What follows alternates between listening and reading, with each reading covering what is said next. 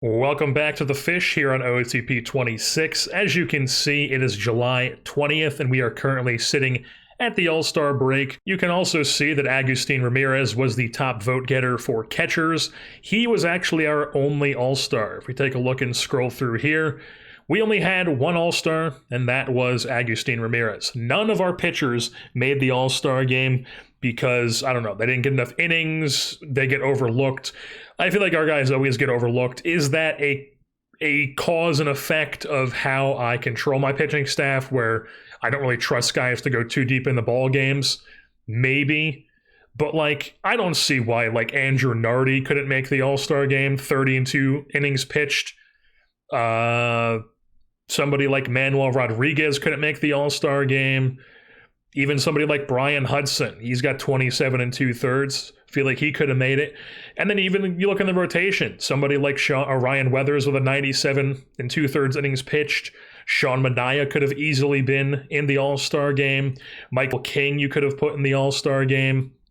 I mean, you look at these pitchers that are currently in there, and a reliever with a 2.15 ERA, Brock Burke could have easily been replaced by one of our guys. Absolutely could have. Justin Steele could have absolutely been swapped out for Manaea or Michael King or Ryan Weathers. But for whatever reason, he just wasn't. Even Roki Sasaki coming off absolutely. Roki Sasaki winning the popularity contest over here. Could have been one of our players swapped out for a couple of these guys. What are you going to do? The All-Star game is very fluky and, fan voting, whatever. It's a popularity contest, folks. And the fish are fresh on the scene. They don't expect this team to be good. We are 2.5 games out of first place right now. We just recently had as recently as July 13th, we were the number 1 team in the power rankings. Playing very well. If you take a look at our info, going into the All-Star break, we did lose 2 series to the Dodgers and the Colorado Rockies in Colorado, which is definitely very unfortunate.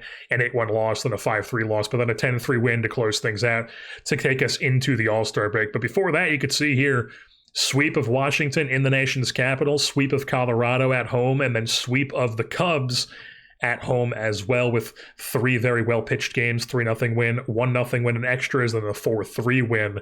So, the team is doing well. I just feel like our big thing right now is we need some better bats. So right now is when we're going to be looking at the trade deadline here. I don't think we really need to acquire any pitchers. If there's something out there that's obvious, maybe we pick up another pitcher. But I think we're fine with pitching and defense. I just think we need to improve the bats. We need to score more runs. We need some more pop, possibly. Really just anything we can to get more runs scored. Just get another major league bat. Because if we look at this lineup here, I think it's very obvious. It's just either a corner outfield DH type. We need a guy, if he's going to be a corner outfielder, he needs to be able to play the outfield at a high level. Because as we've talked about, this is a very big outfield. Griffin Conine has been good defensively this year, but unfortunately the bat has taken a step back from where it was last year for us. You can see here, still on pace to put up these sort of double and home runs numbers, but the walk rate is down from last year. The strikeout rate is up. Just not what you want to see. Even with the BABIP going up, it's still been that bad. So not great for Griffin Conine, but I would not be opposed to, or I am looking to pick up a bat here, push him to the bench, send Drew Gilbert down to AAA. Maybe De Los Santos goes to the bench. Honestly, De Los Santos is the guy that I prefer to keep in the lineup because I like his pop. He's been playing well for us. Right now, Connor Norby is hurt, and he's usually the DH against lefties. Right now, it's Wilfredo Lara, who, as you can see, has been actually pretty solid, very small sample size, but pretty solid for us. Much better against lefties than righties, but still very small sample size both ways. Is that 4 home runs? 4 home runs in 24 plate appearances. 4 games started, 4 home runs for Wilfredo Lara against left-handed pitching. So the guy has been a revelation for us, just coming off that Southern League MVP. Was tearing things up in AAA. We gave him a chance to come up to the big leagues, and he has been so far reaping the benefits of that. So Wilfredo Lara right now are DH against lefties. I like that combo we have right now where it's him and De Los Santos. Connor Norby will be in the mix when he comes back from his injury. So I prefer to pick up a guy who can push Conine to the bench, and we get a starting left fielder. So We prefer a corner outfielder over a DH type. So let's just take a look at what is out there on the trade block. Seiya Suzuki on the trade block. Are the Cubs out of it? The Cubs stink. The Cubs kind of stink here, folks. Seiya Suzuki could absolutely be an option for us. Now, he is arbitration eligible next season at $21 million. I think we had this. I'm having deja vu again. I feel like I had this exact conversation last year with the Angels when it came to Seiya Suzuki, where we were like, hey, maybe we should trade for this guy, but I don't know if I want to be able to pay him that amount of money when we do trade for him. So it could be like a weird up in the air thing where it's like we trade for him and then we non-tender him because I don't want to pay Seiya Suzuki $21 million next year, but maybe we do. Who knows? Also, how's he playing? He's been poor in right field and Wrigley. So is he going to go to left field, a position he doesn't even know, and be good defensively? Probably not. And the thing is, neither him or Kyle Tucker know how to play left field at the moment. See, Kyle Tucker only knows how to play right and then a poor center field. So we need to get a guy who can play left field specifically. So let's sort by left field. Why not? Dairon Blanco is the best available option when it comes to left fielders. Super fast, 90 stealing aggressiveness, 80 stealing ability. Very, very good left fielder, but is he really what we're looking for offensively? Probably not, but, maybe we give him a chance. What's Cleveland doing this season? They're in the mix. I don't really know why they would want to trade Dairon Blanco, but he's out there. Austin Hayes is available as a not expiring. He has a vesting option where if he gets 135 games, he triggers his second year at $7.3 million, which is a fair price. And he probably will get that amount of games if he comes to us. He's like barely above league average WRC plus. How's he been in left field? Not great. 50 range, not really what we're looking for, to be honest. I do like his bat, but the glove is just not good enough. Jesse Winker, absolutely, glove is not good enough. He's a DH type. Jake Myers, probably not what we're looking for. Pavin Smith, probably not what we're looking for. I mean, he's been like serviceable and a little bit of time in left field, but like I just don't think that 50 outfield range is going to play. I mean, I know it's not. It's not going to play. The Palatine Pounder, Mike Tauchman on the block. Having a decent season in Detroit. He was good in Chicago last year. We do like his walk rate. He's an interesting player. But is he really a needle mover? And then it's just a bunch of other 45s here. Like Manuel Margot doesn't really stand out to me as a guy we want to go after.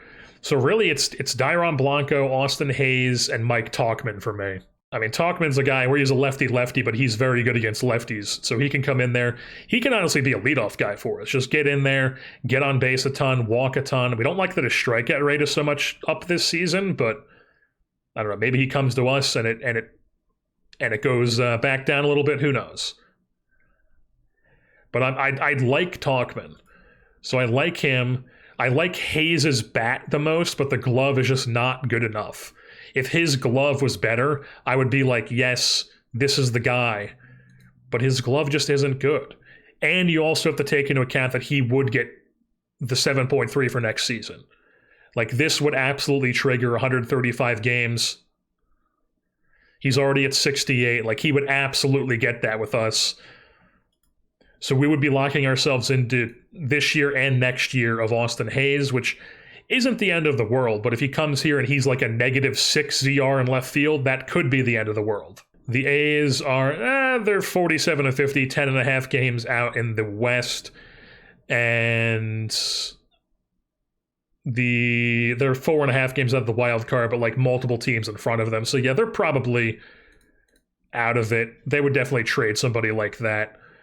So, I mean, Austin Hayes, his bat is the most intriguing to me. Then I would probably say Dairon Blanco. But his bat really isn't that intriguing to me. It's very BABIP dependent, but we do like the speed. We could just go all in on like the speed and defense. I'm not opposed to that. He's not a center fielder, but we would be playing him in left. And then Talkman is like the third guy, but I think I like Talkman's bat more than I like Blanco's bat, even though Blanco's having the better offensive season this year. PJ Morlando. What could PJ Morlando get us if I shop him around for a left fielder? No prospects, just regulars and veterans. Chris Bryant. So PJ Morlando has no trade value. So if we go Dairon Blanco, what does that require? Somebody like Sirius, like they would Derek Hill, Michael King, Ryan Weathers. I'm not giving you that. It's just not happening. What if we throw in somebody like Kemp Alderman, perhaps? Big pop first baseman. Kemp Alderman. It still doesn't move the needle at all for them. What about Kemp Alderman? And, I mean, we just don't have a huge prospect system. I would like have to give them somebody we like. Like PJ Morlando. It doesn't move the needle at all for them. Yeah, they're just not going to give up Blanco. And they're still in the mix, too, so they're probably not going to give up him. So let's take a look at Austin Hayes. What would Austin Hayes require? Much more gettable. Some more names on here. Some names we don't really want to give up, though. I would not be opposed to giving up Serrano here, just simply because, I mean, this guy is just crazy. He's a scouting discovery we got at the start of, or at the end of last season out of Venezuela. Our scout just randomly found this guy. Ground ball pitcher with potential 70 control, 65 movement. Really, really good outlook if that develops, but he's 17. He's not even close. Like, we're talking about a guy who's like maybe going to be up here in like 2031. Now, he is shoving in rookie ball as a 17-year-old, just recently turned 17 as well. So, you know, he looks like he could be damn good. And I don't really think I would want to give up a 60 potential guy for Austin Hayes. So what if we throw in one of like PJ Morlando? What does that do? Then we got some more interesting names on here. Jordan Balazovic. I would not be opposed to giving them Jordan Balazovic. Morlando and Balazovic. Unfortunately, he just hasn't been what we thought he was going to be for us this season. He started the year in the bullpen, was not good once again. Now he's down on the AAA rotation. He's doing pretty well.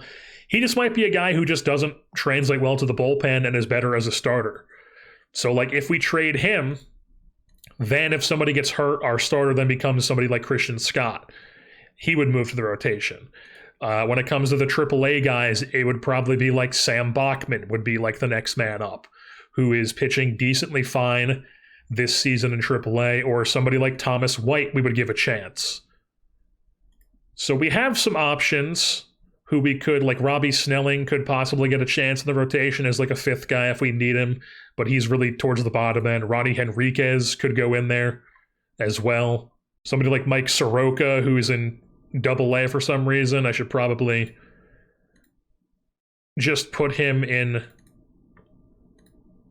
Triple-A just because. So Balazovic could be an option. None of these other guys are somebody I want to give up, though. So what if we go like Morlando and we throw Kemp Alderman? Do any other names get added into here? None that I'm really seeing that stand out. I mean, Xavier Edwards could be an interesting one.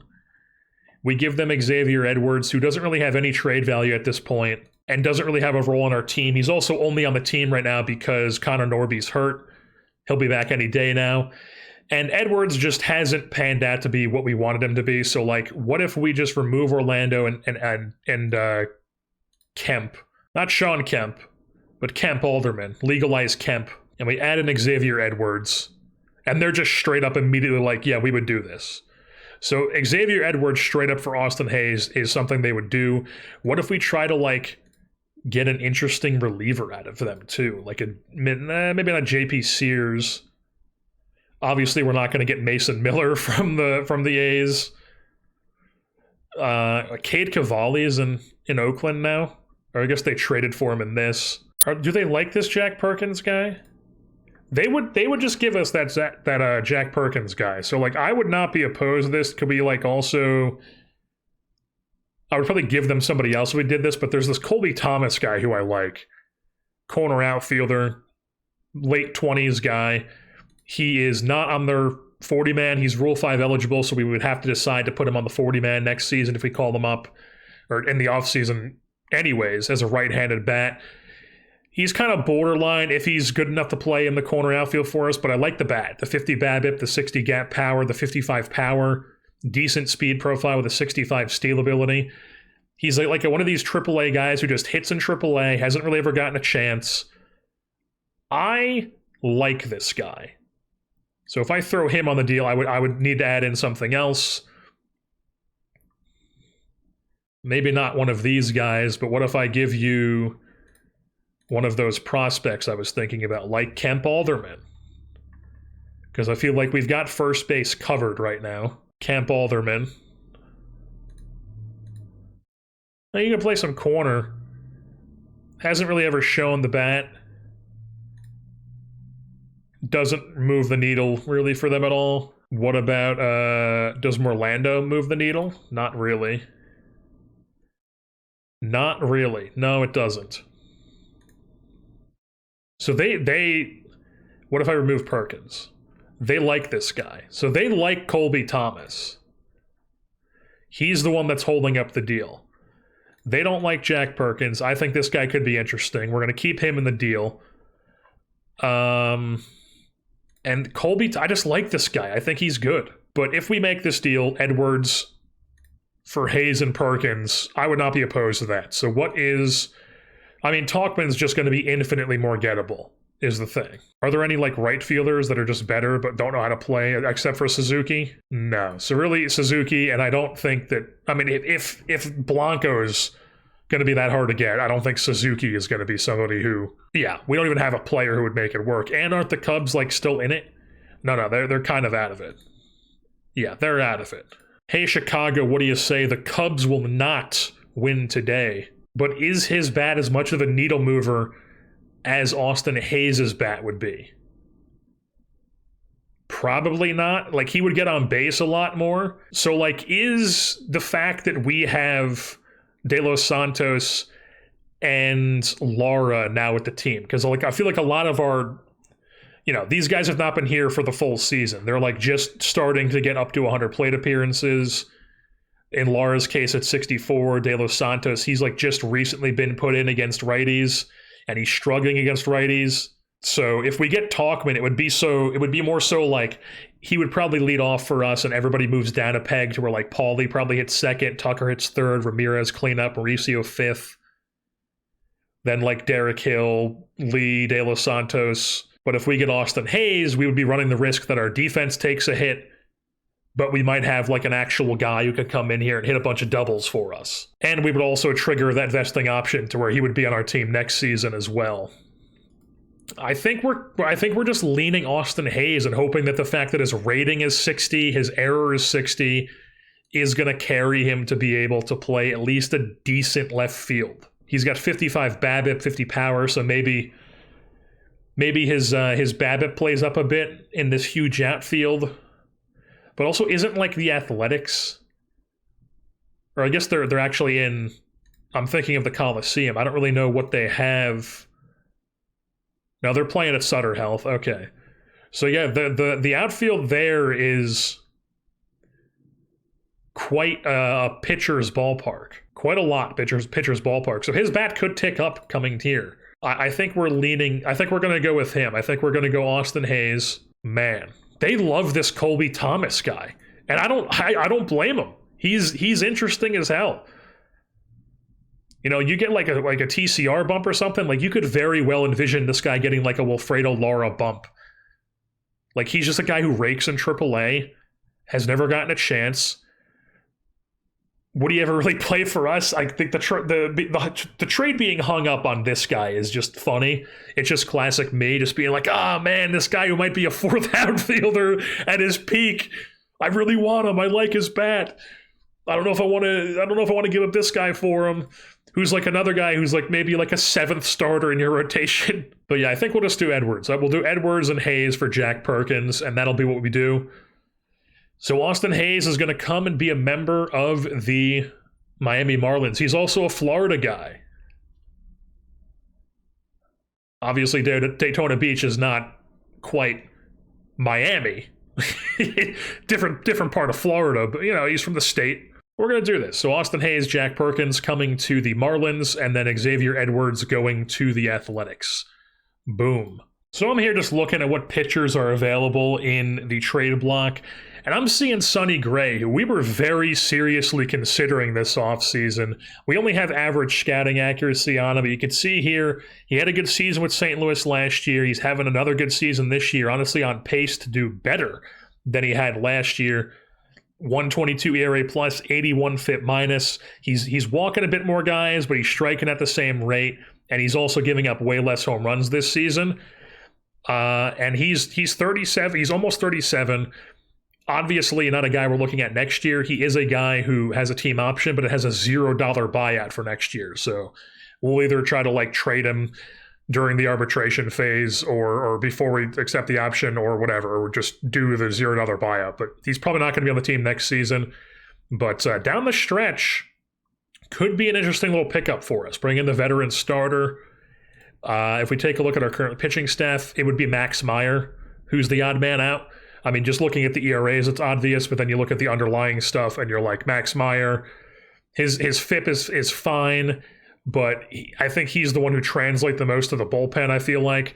So, and he's also just the worst starter we have right now. So Max Meyer would move to the pen, become a stopper sort of player, give us a real weapon under the bullpen along with Christian Scott and the rest of these guys. Alexis Diaz is probably the odd man out when it comes to this group. Does he have options? He does. So we would send him down. It would just push Diaz to AAA, it would push Meyer to the bullpen. We would get a solid starter, veteran starter for the playoff run here. There's also Clark Schmidt, but he's arbitration eligible. Are the Yankees good? They're not. But they're okay, so they're 2.5 out. I don't really see the Yankees selling at the deadline here. So I also saw Shane Bieber. He's having a down season, but mainly with the ERA. And he also is on the Guardians, who are still very much in the mix. Zach Gallen with St. Louis, he's hurt. Steven Matz is an expiring free agent. He'd be possibly interesting. I think I prefer Sonny Gray, though. So I'm thinking we're going to pull the trigger on Sonny Gray. We're going to go trade for player. And then why I was bringing this up is because I already took a look at this and go make this work now.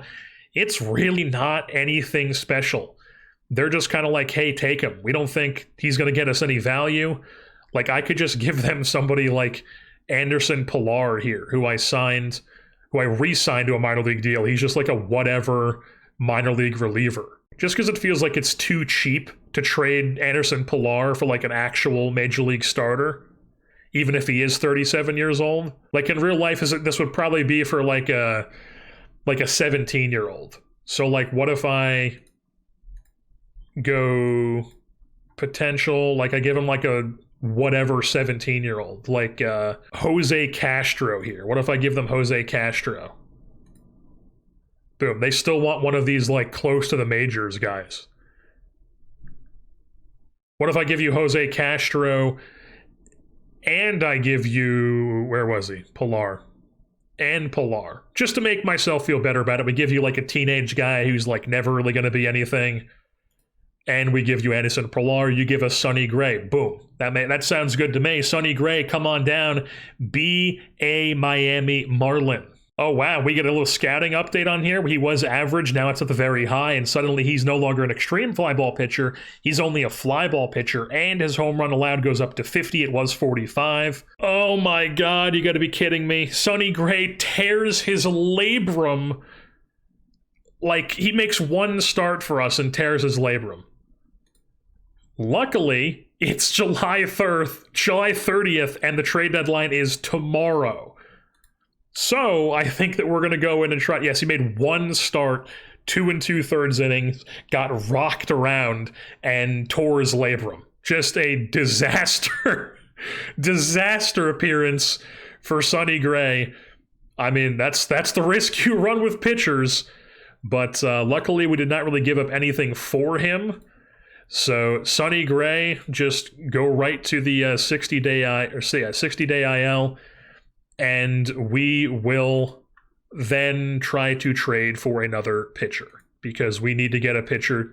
We could just put Max Meyer back in there, but we're 1 day away from the deadline. We might as well try to get ourselves another arm to add to the group here. Bowden Francis. How are the Blue Jays doing? They're in the mix. They're a wild card team. They're not going to trade Bowden Francis. At least not to us, they're not. Zach Gallen's hurt. Jameson Taillon could be interesting. Or Taillon, I think it is. I don't love the movement.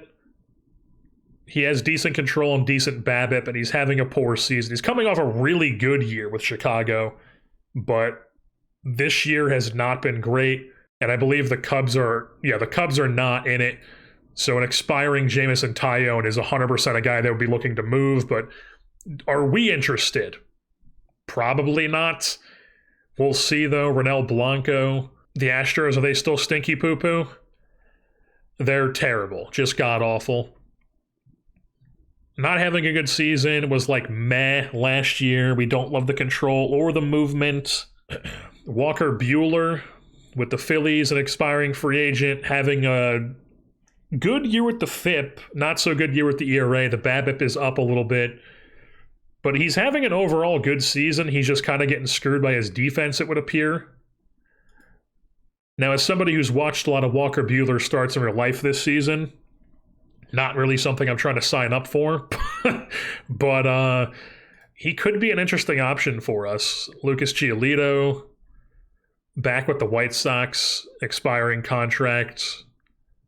As crazy as is to say, I might prefer Buehler more than him, just because he has the control element, and he's having a better season than Giolito this year. Jesus Luzardo, that'd be funny to trade for. He's also been in the bullpen for them for whatever reason. He would give up home runs. He does have nasty, I guess he has nasty pitches. His stuff is not great. I think I'm more so just looking at this as like it would be funny to reacquire him, more so than it is actually intriguing to me. But he could be an option. Also, Alex Wood, the guy we signed for like a couple games last year, has been solid for the Washington Nationals in their bullpen this season. So Clark Schmidt has just the rest of this year and the next year at a very team-friendly $11 million through arbitration. So he has one more year of team control, and he's a really good pitcher. So Clark Schmidt, the Yankees, they're in last place, but they're not in last place anymore. They're actually 6-4 in their last 10. They're in fourth place now in a weird division where everybody's above 500. They're only 1.5 games. They're not gonna trade. They're not gonna trade us Tucker or Clark Schmidt. We're just not gonna do it. We could do it.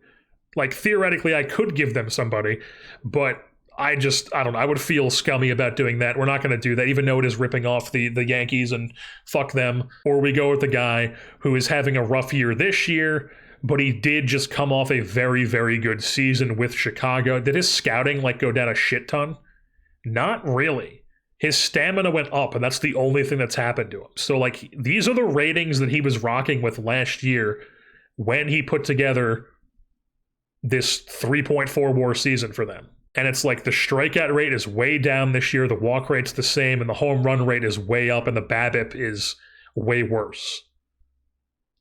So there are some weird warning signs there, but I still feel like I kind of prefer him over Luzardo, simply because he's proven that he can do it in the sim in the rotation, and Luzardo is like a really good reliever this year, but when it comes to the rotation, hasn't ever proven it in the sim. And then even last year in real life, but not the sim, he was not great. But I think he was hurt a good chunk of last year, if I'm not mistaken. Not that they're going to show it here, but I believe that's why he only played 12 games. Yeah, so I think we're just going to go with Taillon. Taillon's going to come in. We're going to give him Jesus Tinoco. Boom. Simple as that. And just a very, very quick update. In the week that we've had Austin Hayes, he has just come in and lit it the fuck up. 202 WRC+, 461 WOBA.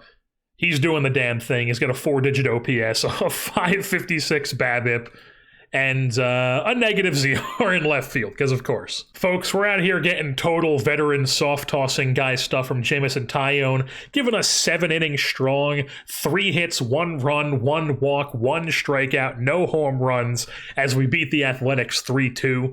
How did Hayes do against his former team? A 2-hit game. He goes 2 for 4. Walks as well. He got on base 3 times. Little update again on Austin Hayes. Still doing damn well for us at the plate. So the bat is definitely hitting for us. That's what we got him for. And it's a positive ZR, folks. Folks, it is August 16th, and we have made the decision. Starlin Caba is now on the big league roster. He is our starting shortstop. We've got that 75 range error and 70 turn DP up in the big leagues. Max Acosta's bat just was not getting it done. He did have a 6 ZR at shortstop, as I'll just show you very quickly here. Max Acosta, the bat, very underwhelming. He is a 1.8 WAR player, so kind of, disrespectful to send him down, but we did what we had to do. He had a 6 ZR. If we need him to come up and play defense for us at some point, we can call him up. He'll be up with the extended rosters here.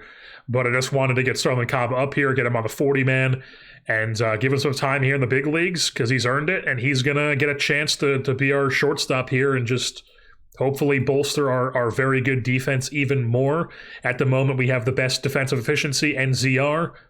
Let's see if he can give us even more of that. Folks, just a quick little check-in here. It is September 7th, and things are rocking and rolling here in Miami as the Fish are soaring. Come on, Marlins, make us proud. Going back to August, we had this series win, or I guess the last time we lost a series, let's see, this Toronto series. We lost this Toronto series 2-1, then we beat the A's 2-1, Cubs in Chicago 2-1, beat the Mets in a 4-game set 3-1, took 2 out of 1 against the Rangers, and then we took 2 out of 1 against the Mets, and then it's boom. Phillies, we win at the end of August, take that in September, sweep them. Then we sweep the Nationals, and now we're taking on the Pirates in Pittsburgh here. Watch the Pit.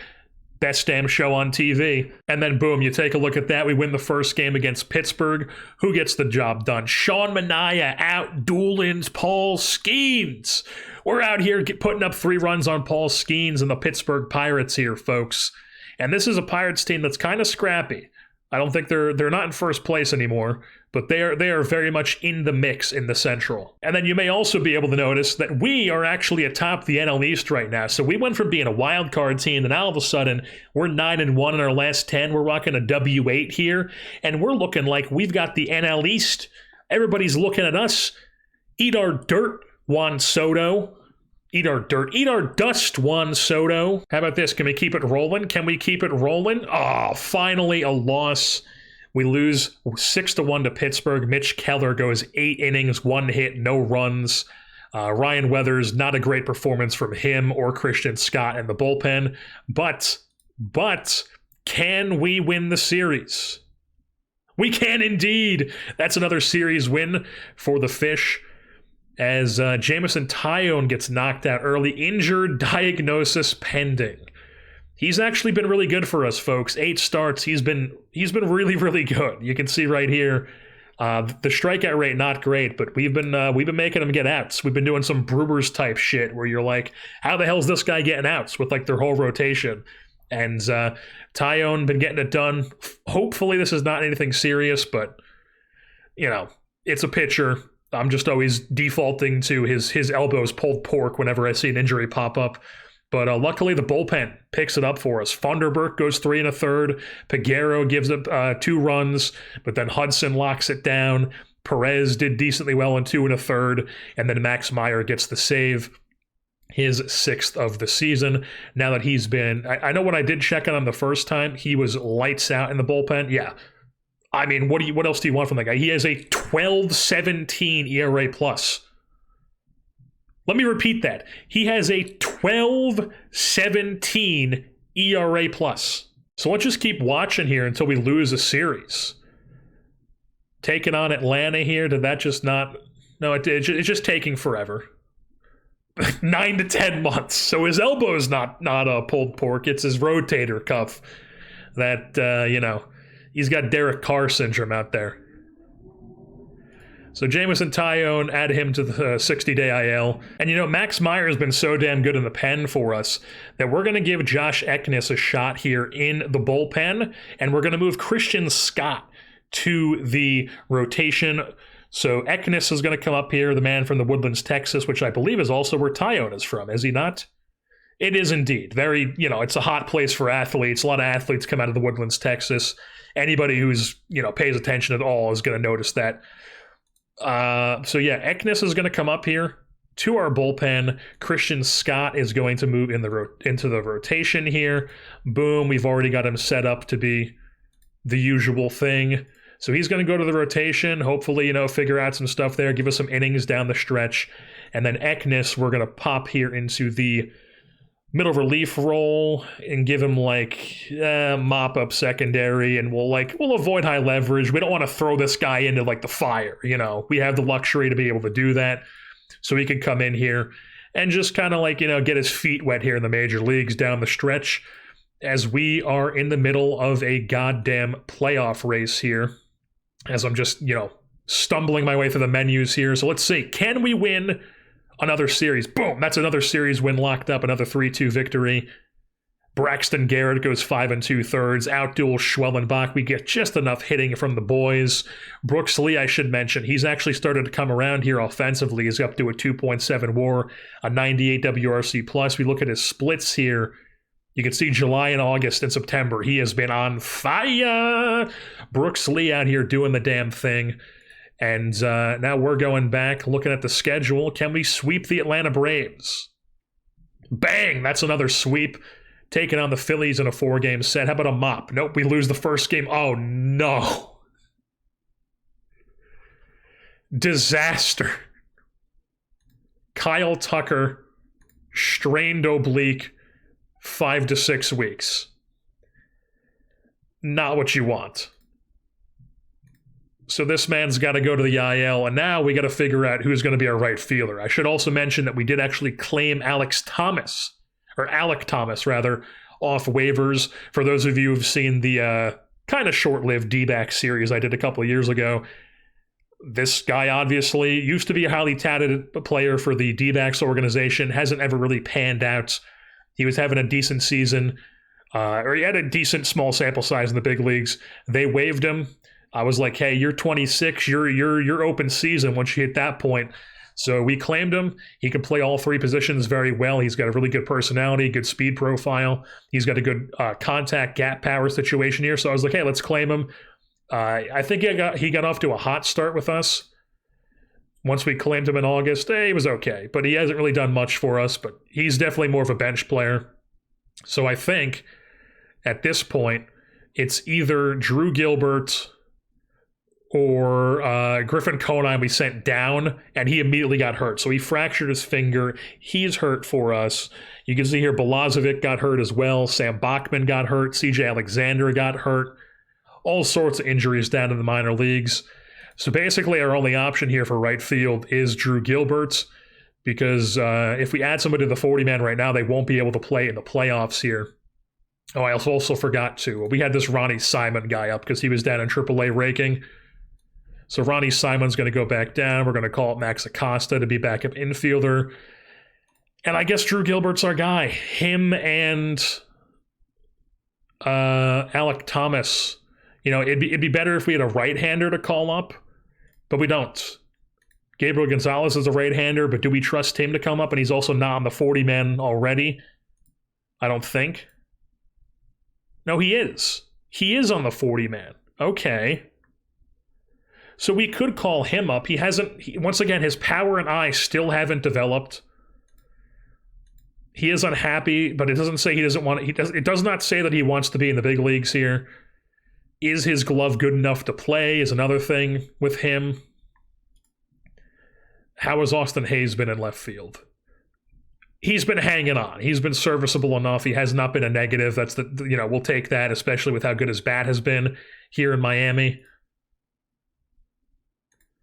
So I think we just got to go with Gilbert. We got to trust that we traded for him. We like him. Drew Gilbert's going to play right field for us. Maybe get Alec Thomas like every third game in right field. Alrighty, folks. It is October 5th. The regular season ended on October 4th. And the Miami Marlins have made an incredible resurgence this season, jumping from, what was it? How many wins did we have last year? It was not retired numbers, history index, please. We had 69 wins last season, and we have jumped to 96, winning the NL East this year. And not only that, we do not have to deal with any wild card round because we had the best record in Major League Baseball.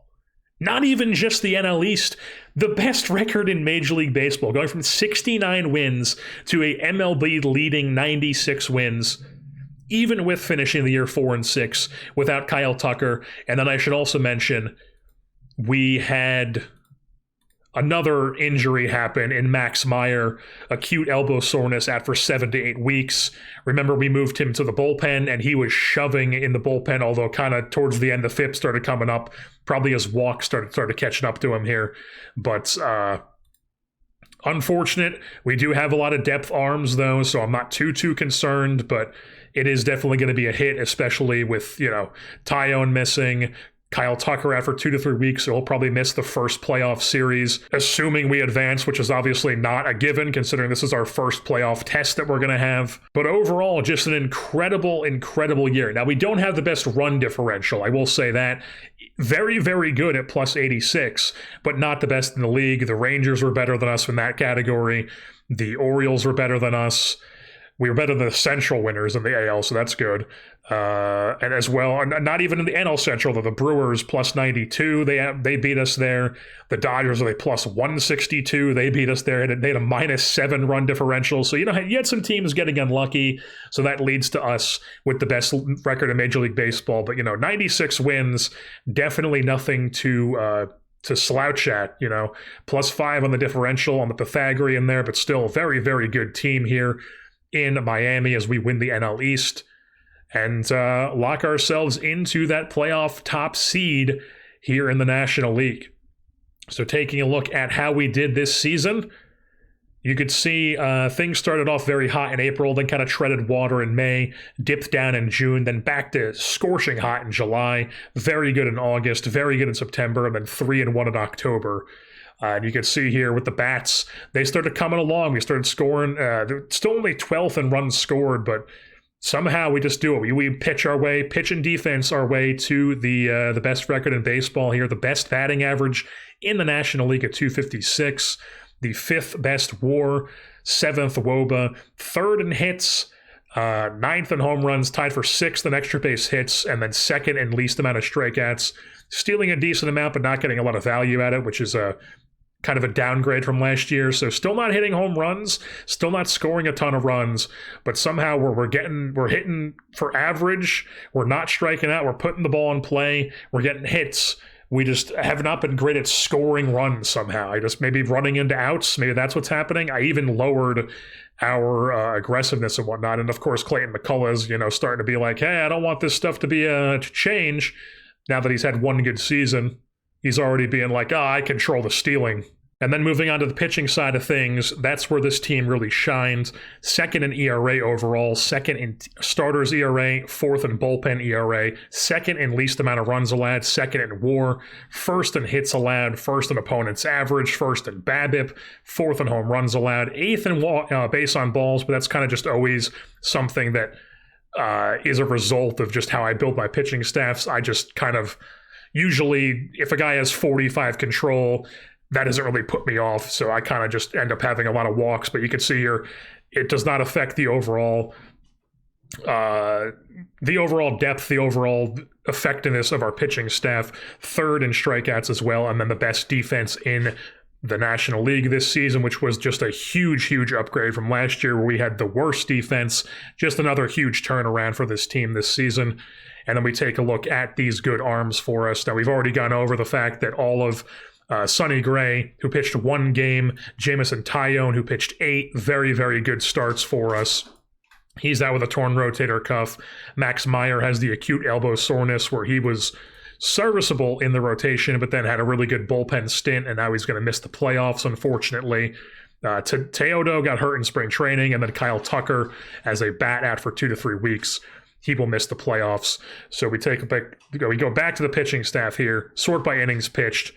And if you take a look, Michael King leads the team in innings pitched and in WAR with a 5.2, a 141 ERA plus, a 76 FIP minus, sub 3 ERA, a 3.19 FIP, 20.7 K minus walk. Just an overall very, very good season for the veteran starter. We brought him in to be a very good starter for us, and he puts together a 5 WAR season, which is the best of his career. Love to see that. Sean Manaea, we bring him in to be a veteran good starter, and he also puts up 190 innings for us, a 3 WAR, a 111 ERA plus, a 92 FIP minus. Not quite as good as Michael King, but still very, very good. ERA and FIP around both 3.8, 25 strikeout rates, 25% strikeout rate. Just overall solid season for him. Basically did what he did last year for the Mets for us. So we'll take that. That's what we were hoping for.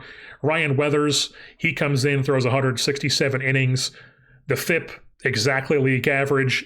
ERA plus 134. Overall solid season for him as well. Pretty similar to last year, but the R WAR was way better this year because of the ERA plus. Then you look at Braxton Garrett here. He puts together 140 and 2/3 innings. 2 WAR season for him. Nothing too crazy, but overall definitely solid enough. As it, we had one of the best pitching stats in baseball, and then Christian Scott comes in, where he was just had this weird year where he was not good, or I guess, he was not great in the bullpen as a stopper, but he got a ton of innings there. He was good enough, I guess, kind of just treading water. Then comes into the rotation, gets 4 starts, and he was really good. Now, he's probably going to be the odd man out for the rotation for the playoffs when we drop down to a 4-man rotation, but he did get us through the rest of the season here with those 4 starts, so love to see that. We also have Yuri Perez, who was really good in the bullpen for us. Then he got hurt, unfortunately, with a shoulder tendonitis injury, missed 8 weeks, came back from that. You can see he got 5 games in AAA, got warmed back up, and now he's got 35 stamina, so we could technically start him, but we're probably just going to roll with him in the bullpen to get a super stopper in him. Cody Funderburk put together a really good season with 74 and 2/3 innings in 57 games. I had him as a middle relief, use less often specialist, but I guess the game just sort of defaulted to using him as like a multi-inning guy, and he was really good in that role. Really, really good. 166 ERA plus, 75 FIP minus. We will absolutely take that. Elvis Peguero was kind of just meh, treaded water, wasn't really that great, but we'll take it. Brian Hudson, as the waiver claim at the start of the season, he was really, really good. 53 1/3, 249 ERA plus, 89 FIP minus. Love to see that 25% strikeout rate. Andrew Nardi, also very good for us. 49 1/3 innings, 256 ERA plus, 83 FIP minus with a 27% strikeout rate if you round up, and then a sub 10 walk rate, even for a guy who theoretically should not be able to have that limit of that amount of low of walks, but on paper, doesn't really matter when he shows up and performs. Manuel Rodriguez also puts together a solid season. The FIP, not so much, but we'll take it. Anthony Bender, only 25 innings because he started the year in AAA, but very, very solid 25 innings for us. Josh Eknes struggled in his 5 2/3 innings he got in September. And then Sam Bachman, who we called up once Max Meyer got hurt, also struggled in 3 1/3. He is a weird guy who drops in the bullpen. You can see here he's a 40 overall, still a 50 potential in the bullpen, but then as a starter, he's just more developed for some reason as a 45 overall. So then you take a look at the hitting side of things. We'll sort by WAR for these guys. I mean, you can see here just a lot of really solid players. Nobody really stands out too much, but these core 5 players were all really solid for us. Agustin Ramirez, our catcher, puts together another really solid season, 3.9 WAR. Last year he had a 3.3. So, very similar hitting numbers, like a 764 OPS, 776 last year. Once again, does not quite get 20 home runs, but 15 home runs, 20 swiped bags. And he was actually a positive framing catcher for us this season. So The offense stays around the same. The defense gets a little better. Love to see it from the 25-year-old. Ronnie Mauricio comes in, puts up a 3 WAR for us, triple-digit WRC plus, puts up a 30-double, 30-home run season, drives in 93 runs, swipes 18 bags. Solid. The defense was not great, -2, but we'll take it, especially since he was our best bat, leads the team in home runs, and did not lead in doubles, but leads the team in home runs and in RBI, because I don't think Kyle Tucker had more than that. He did not. Kyle Tucker had a weird year where he wasn't driving in runs, but still a productive player. As you can see, he was still good, but just did not drive in runs or hit home runs. So back to the lineup here. Brooks Lee, remember, he had a weird year for us last year, came over in the Minnesota Twins trade with Sandy Alcantara, or the Sandy Alcantara trade from the Twins, I should say, and just was not good. Just did not hit for us, played a really good second base, though. And then this year, 3 WAR, triple-digit WRC plus, puts up 39 doubles. That leads the team, 10 home runs, drives in 60 runs, scores 7. Doesn't walk still, but he still does not strike out at all. Very, very low strikeout rate. 275, 328, 398 slugging. Isn't the best, but it's above league average, so we'll take that. And that's just his overall numbers. If you take a look at his splits here, he got off to a rough start. April, May, June, not great, but then July, August, September, October just gets better and better. 135, 131, 135, and then a 240 in only 4 games in October. He's primed and ready to go for the postseason here, folks. Looking like a very, very solid player for us. And he puts up a 10 ZR at second base, and that's to go along with Starlin Caba, who will just jump right to. Did not do well offensively for us, but already puts up a 4.8 ZR in only 38 games at shortstop. Just imagine what he'll do as a full season as a 21-year-old next year for us at the shortstop position. And then we have Derek Hill.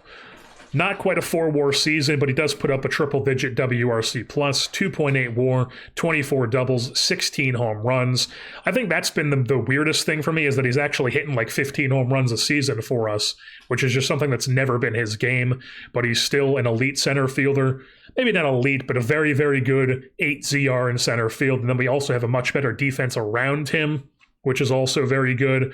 And we still have him signed next year at $5.7 million. So Derek Hale putting together another really good year. Graham Pauley, he was really good once again. 2.8 WAR, 124 WRC plus, 22 doubles, 19 home runs, 14 swipe bags, as well as a first baseman. We'll take that every day of the week. Max Acosta, he was our starting shortstop to start the year, and he was actually pretty solid. Puts up a 6 CR at shortstop, so we've got 2 good defensive shortstops now. We'll have to make a decision what we do in the offseason between him and Starlin Caba. Do we want the ultra-good defense, or do we want this guy who could theoretically be a good bat? And then Austin Hayes, our trade deadline acquisition, puts up a 1.4 WAR, a 114 WRC plus over the whole season, 32 doubles, 16 home runs. But it was much better with us than it was with the Athletics. Very much just league average with them, but then us, 124 WRC plus, a 350 WOBA, 15 doubles, 16 home runs. And he also put together, I guess he was a negative ZR player after all, but still good enough. And then also he does get the, how many games? 126, is that actually under? We don't lock into the vesting option. He needed 135 games. He only gets 127. Somehow sneak under the vesting option so we don't get locked into another year of Austin Hayes. We could potentially bring him back, but that will be up to us now whether or not we get him for next season. Drew Gilbert, up and down, was whatever. Starlin Caba we already talked about. Joe Mack got off to a hot start as like the every 4th day catcher. We wanted to give him spots. You can see here, look at his splits. In June, he had a really good month. April, he had a really good month. But then July, August, September. July and August were really, really bad. And then September, October, just kind of whatever. October was 2 games, so it doesn't really count. But overall, he's just kind of like a whatever catcher. He's probably more so a first baseman than he is a catcher. But, we wanted to give him a shot. And he was fine, I guess. But not really. Nah, I shouldn't say he was fine. He was kind of bad. He was kind of stinky. Definitely will be leaning more so to Agustin in the playoffs. Davison De Los Santos comes up. He gets 445 plate appearances as our DH against righties, first baseman against lefties, and hits 15 doubles, 19 home runs, provides some pop to the lineup. We love to see it. That's what his job is, so he comes up and does exactly that, and we'll take that, 100%. And then Alec Thomas gets claimed off waivers. Wasn't really great for us, but I felt like he was worth a shot with this glove and this bat profile, especially with the speed profile and the personality. He was just worth a claim for me. So we claimed him. Unfortunately, not going to work out. Probably still going to be in the playoffs for us, though. And then Wilfredo Lara, coming off his AA MVP season. Start of the year in AAA is a really good player. Comes up to the big leagues here. Gets 167 plate appearances, mainly against lefties, you'll see. Or I guess he got an even amount, but he was starting against lefties as our DH. And he put together a 119 WRC plus against them, a respectable 85 against righties in a small sample size. Love to see it. He's looking like a much, much more playable player, a much better player than he was at the very start of the save. Decent backup infielder for us.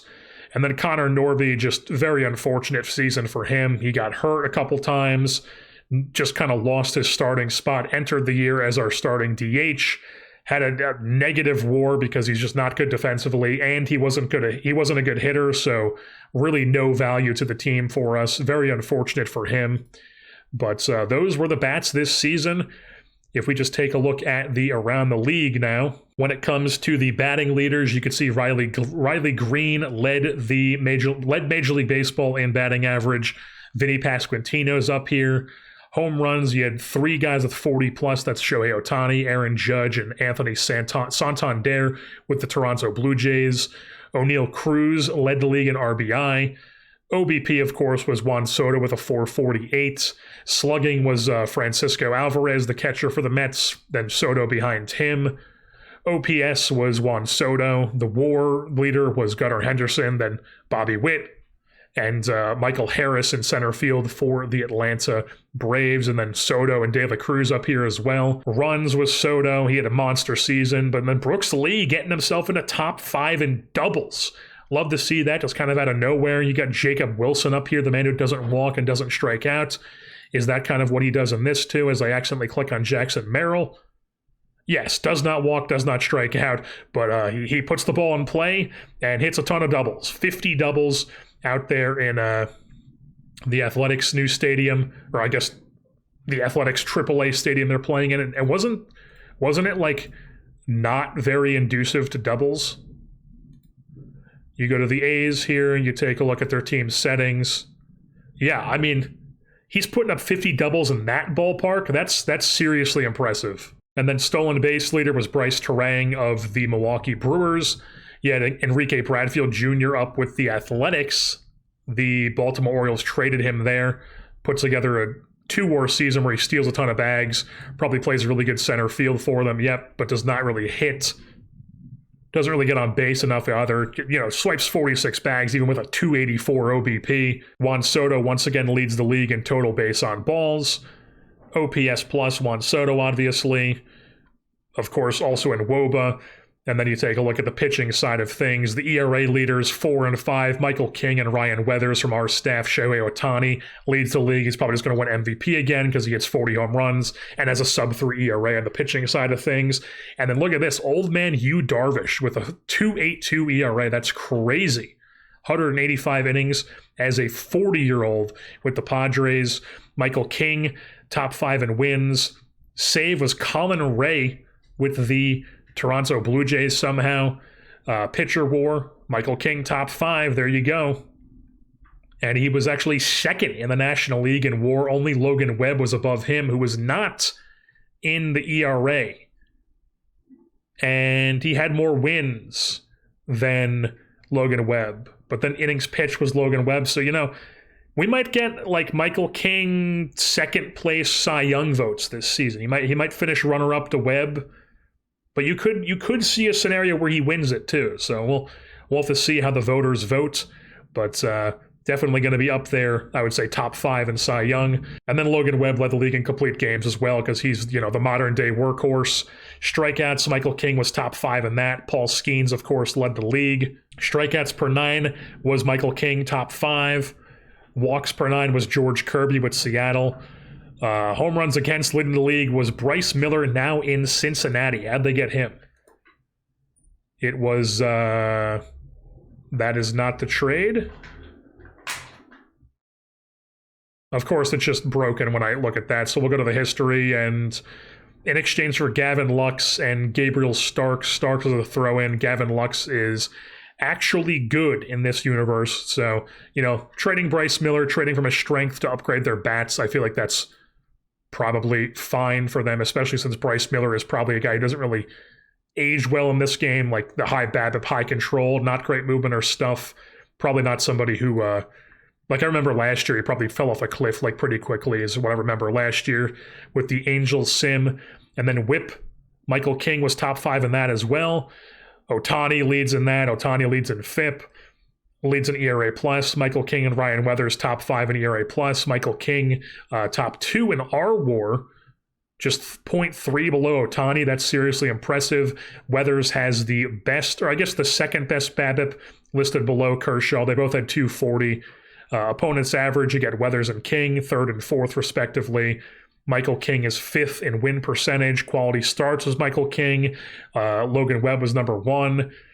And shutdowns, you had Duran again. Holds, you had Scott Alexander with the San Diego Padres.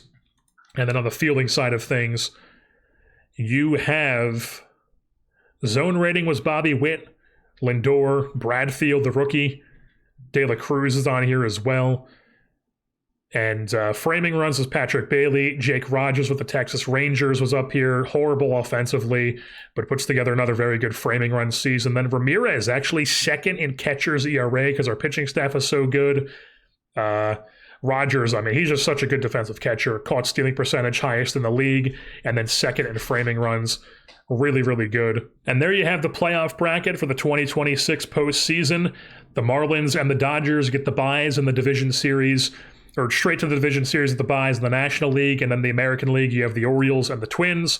The wild card over there is Guardians, Red Sox, Blue Jays, Rangers, and in the National League, it's Braves, Mets, Pirates, and Brewers. So we'll be seeing who we play. Next episode, it'll be the division series in 2026, the Marlins' first playoff appearance.